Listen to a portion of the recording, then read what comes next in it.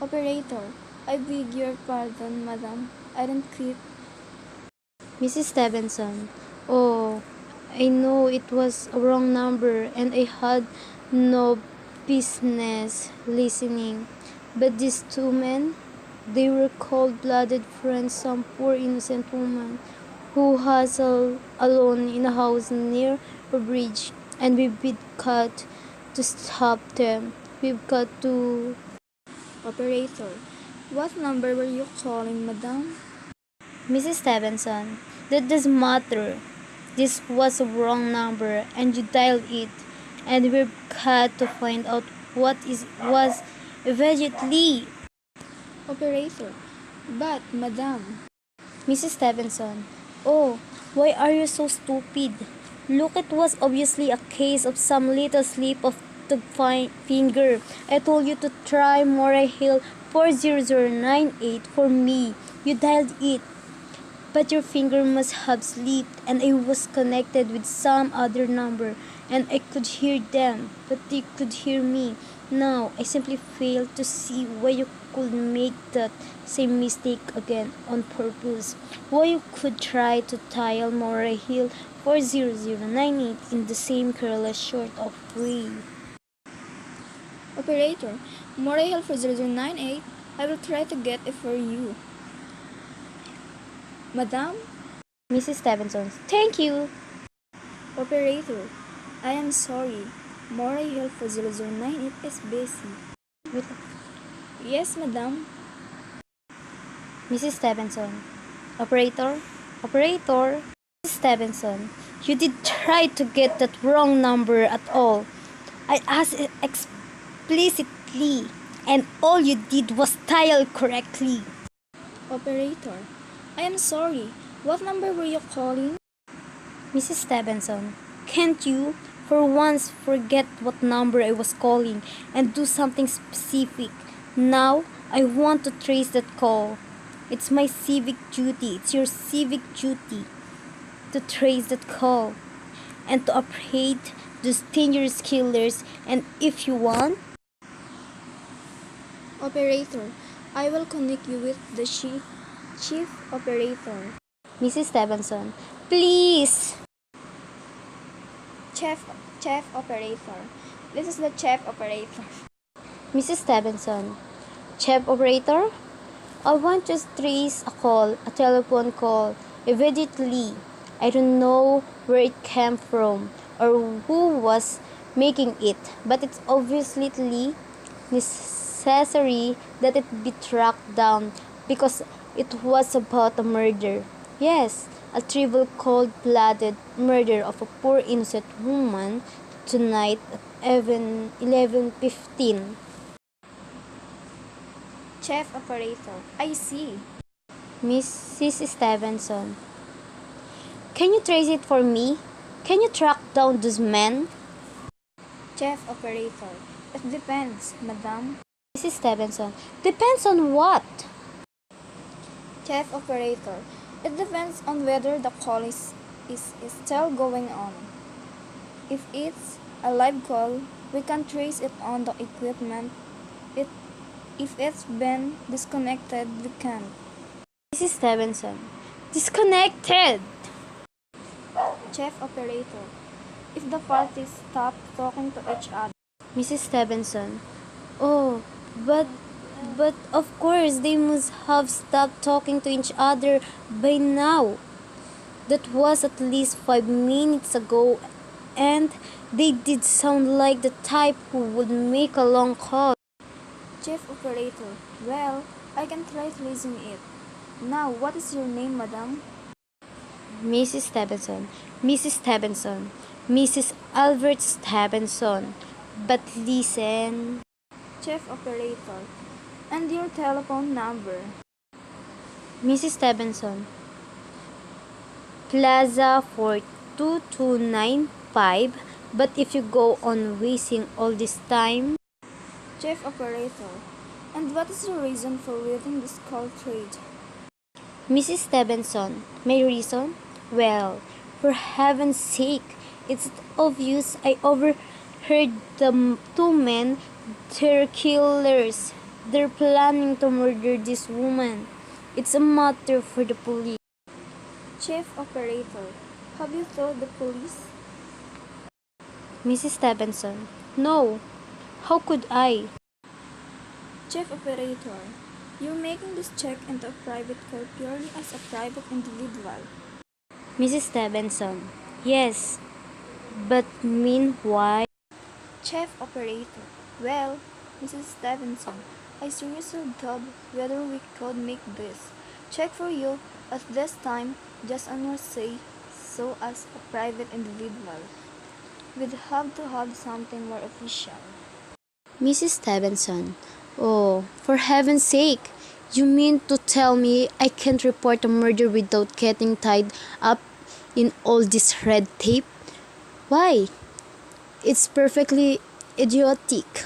All right, then I will call the police.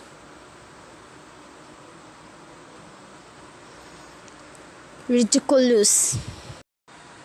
Second operator, your call please. Mrs. Stevenson. The police department, please. Okay? Sergeant Duffy, Police Department, Precinct 40, Duffy speaking. Mrs. Stevenson, Police Department. Oh, this is Mrs. Stevenson, Mrs. Albert's mate Stevenson of 53 North Sutton Place. I'm calling to report a murder. Sergeant Duffy. Mrs. Stevenson, I mean, the murder has been committed, yet I just overheard plans for it over the telephone. Over wrong number that the operator gave me. I've been trying to trace down the call myself, but everybody's so stupid, and I guess in the end you're the only people who could do anything. Duffy. Yes, ma'am. Mrs. Stevenson, it was a perfectly definite murder. I heard their plans distinctly. Two men were talking and they were going to murder some woman at 11:15 tonight. She lived in a house near a bridge. Duffy. Yes, ma'am. Mrs. Stevenson, and there was a private patrolman on the street. He was going to go around for a beer on 2nd Avenue, and there was some third man, a client, who was paying to have this poor woman murdered. They were going to take her rings and bracelets and use a knife. Well, it's a nerve me dead fully, and I'm not well. Duffy. I see. When was all this, ma'am? Mrs. Stevenson, about 8 minutes ago. Oh, then you can do something? You do understand? Duffy. And what is your name, ma'am? Mrs. Stevenson. Mrs. Stevenson. Mrs. Albert Stevenson. Duffy. And your address? Mrs. Stevenson. 53 North Sutton Place. That's near a bridge. The Queensbridge Bridge. You know, and we have a private patrolman on our street and 2nd Avenue. Duffy. And what was that number you were calling? Mrs. Stevenson, Moray held for 0098, but that was the number I overheard. I mean, Moray held for 0098 is my husband's office. He's working late tonight, and I was trying to reach him to ask him to come home. I'm an invalid, you know, and it's the maid's night off, and I hate to be alone. Even Tuti say I'm perfectly safe as long as I have the telephone right beside my bed. Duffy. Well, we will look into it with Mrs. Stevenson and see if we can check it with the telephone company. But telephone company said they could check the call if the parties had stopped talking. I would take care of that. Duffy. Oh, yes. Mrs. Stevenson, Personally, I feel you caught to do something for more immediate and drastic than just check the call. What good does checking the call do if they stop talking? By the time you track it down, they already have committed the murder. Duffy, well, we will take care of it, lady. Don't worry. Mrs. Stevenson, I'd say the whole thing calls for a search, a complete and throughout search for the whole city. I'm very near a bridge, and I'm not far from Second Avenue. And I know I'd feel a whole lot better if you sent a radio car to this neighborhood at once. Duffy, and what makes you think the murders going to be committed in your neighborhood, ma'am? Mrs. Stevenson, oh, I don't know. This coincidence is a horrible. Second Avenue, the Part Roman, the Prix. Second Avenue is a long street, ma'am. And do you happen to know how many bridges there are in the city of New York alone? Not to mention Brooklyn, State Island, Queens, and the Bronx. And how do you know they're in some little house out on State Island, on some little Second Avenue you've never heard about? How do you know they were even talking about New York at all? Mrs. Stevenson, but I heard the call on the New York dialing system. Duffy, how do you know it wasn't a long distance call you overheard? Telephones are fun things. Look, lady, why don't you look at it this way? Supposing you hadn't broken in on the telephone call. Supposing you got your husband the way you always do. Would this murder have made any difference to you then? To you then? Mrs. Stevenson, I suppose not, but so inhuman, so cold-blooded. Duffy, a lot of murders are committed in this city every day. Mom, if we could do something to stop him, we would, but a clue of this kind that's so vague isn't much more use to us than no clue at all. Mrs. Stevenson, but surely Duffy, unless, of course, you have some reason for thinking this call is funny and that someone may be planning to murder you. Mrs. Stevenson, me? Oh, no, I hardly think so. I mean, why should anybody? I'm alone all day and night. I see nobody except my maid, Elise. She's a big 200-pounder. She's too lazy to bring up my breakfast tray. And the only other person is my husband, Albert. He's crazy about me, adores me, waits on me, hand and foot.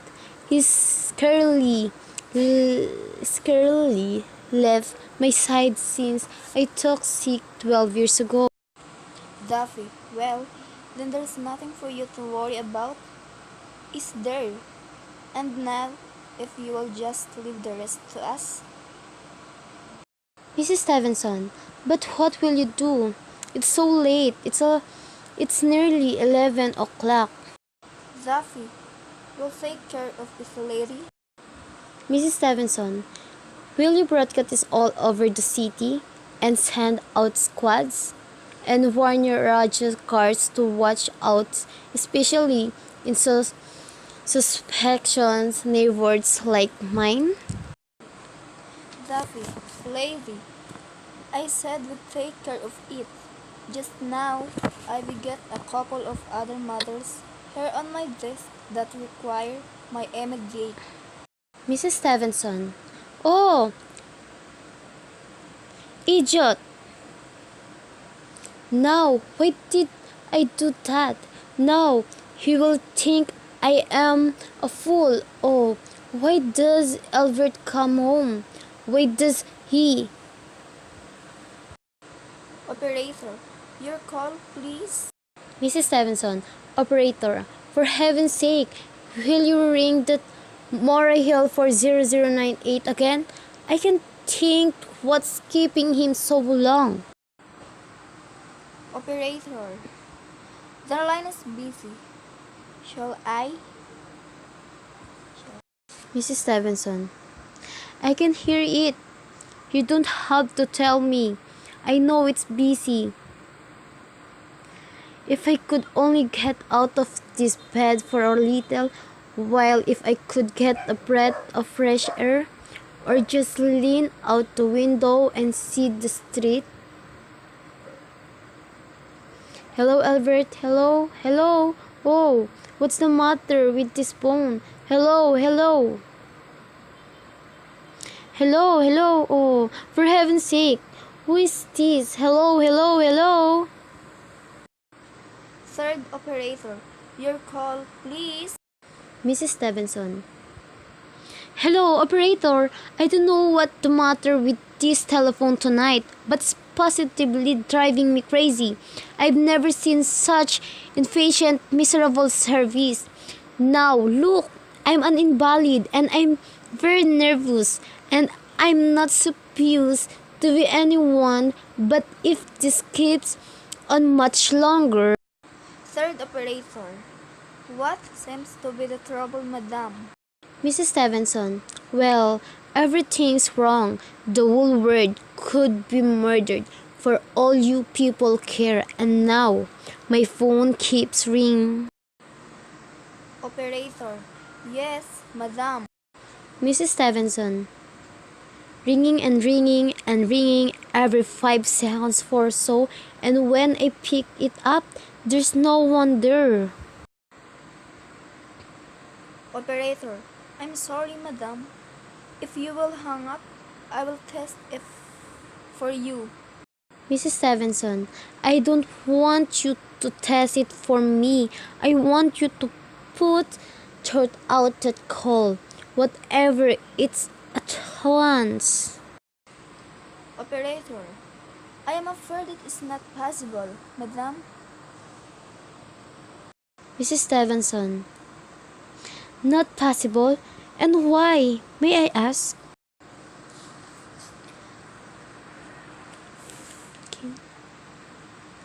The system is automatic, madam. If someone is trying to dial your number, there is no way to check whether the call is coming through the system or not, unless the person who is trying to reach your complaints to his particular operator. Mrs. Stevenson, well, of all the stupid, complicated. And meanwhile, I've got to sit here in my bed, suffering every time the phone rings, imagining everything. Operator, I will try to check it for you, madam. Mrs. Stevenson, check it, check it. That's all anybody can do? Of all the stupid, idiotic. Oh, what's the use? Hello, hello. Stop ringing. Do you hear me? Answer me. What do you want? Do you realize you're driving me crazy? Start staring. Hello, is this Plaza for 2295? Mrs. Stevenson. Yes, this is Plaza for 2295. Man, this is Western Union. I have a telegram here for Mrs. Albert Stevenson. Is there anyone there to receive the message? Mrs. Stevenson. I am Mrs. Stevenson. Western Union. The telegram is as follows. Mrs. Albert Stevenson, 53 North Sutton Place, New York, darling. Terribly sorry, tried to get your last hour, but line busy, leaving for Boston 11 p.m. tonight on urgent business. Back tomorrow afternoon. Keep happy. Love, sign Albert. Mrs. Stevenson. Oh no. Mr. Nguyen, that is all, madam.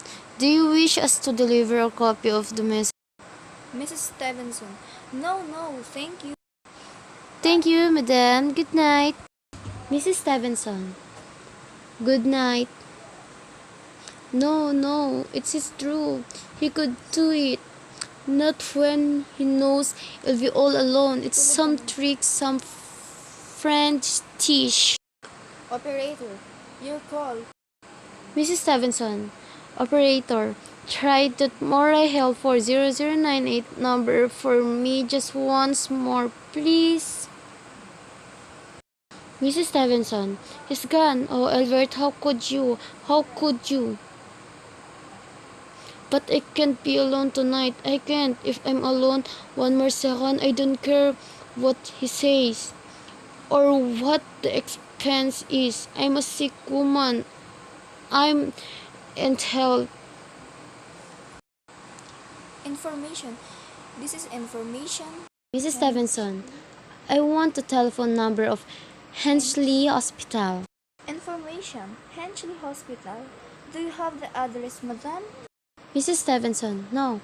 It's somewhere in the 70s. It's a very small private and exclusive hospital where I had my appendix out 2 years ago. Hensley, Information. One moment, please. Mrs. Stevenson, please hurry. And please, what is the time? Information. I don't know, madam. You may find out the time by dialing Meridian 1212.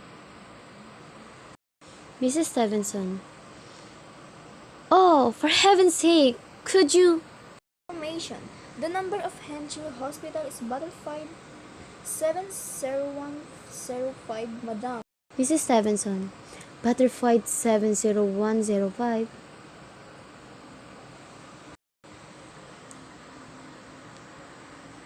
Woman. Henchley Hospital. Good evening. Mrs. Stevenson, Nurses Registry. Woman. Who was if you wish to speak to, please? Mrs. Stevenson, I want the nurse registry at once. I want a trained nurse. I want to hire her immediately for tonight. Woman. I see. And what is the nature of the case, madam? Mrs. Stevenson, nerves. I'm very nervous. I need soothing and companionship. My husband is away and I'm... Woman. Have you been recommended to us by any doctor in particular, madam? Mrs. Stevenson, no, but I really don't see why all this cat chasing is necessary. I want a trained nurse. I was a patient in your hospital 2 years ago, and after all, I do expect to pay this person. Woman. We quite understand that, madam, but registered nurses are very scarce just now, and our superintendent has asked us to send people at only on cases where the physician... Mrs. Stevenson, well, it's obviously necessary. I'm a sick woman. I'm very upset. Very. I'm alone in this house and I'm an invalid, and tonight I overheard a telephone conversation that upset me dreadfully about a murder of a woman who was going to murder at 11:15 tonight. In fact, it's someone just come to once. I'm afraid I'll go out of my mind. See. Woman, I see. Well, I will speak to Miss Phillips as soon as she comes in. And what is your name, madam? Mrs. Stevenson, Miss Phillips, and when do you expect her in? Woman, I really don't know, madam. She went out to supper at 11 o'clock. Mrs. Stevenson, 11 o'clock, but it's not 11 yet. Oh, my clock has stopped. I thought it was running down. What time is it? Woman, just 14 minutes past 11. Ooh, what is that? Woman, what was what, madam? Mrs. Stevenson, that clicked just now in my own telephone as that someone had left the receiver of the hook of the extension phone downstairs. Woman, I didn't hear it. Madame know about But I did. There's someone in this house, someone downstairs in the kitchen. And they're listening to me now. They're hunks. I won't pick it up. But if I don't call someone now while they're still down, there'll be no time. operator. Your call, please. Mrs. Stevenson, operator, I'm in desperate trouble. Operator, I cannot hear you, madam. Please speak louder. Mrs. Stevenson, I don't care. There's someone listening. Can you hear me now? Operator, your call, please. What number are you calling, madam? You've got to hear me. Oh, please. You've got to help me. There's someone in this house. Someone who's going to murder me. And you've got to get in touch with me.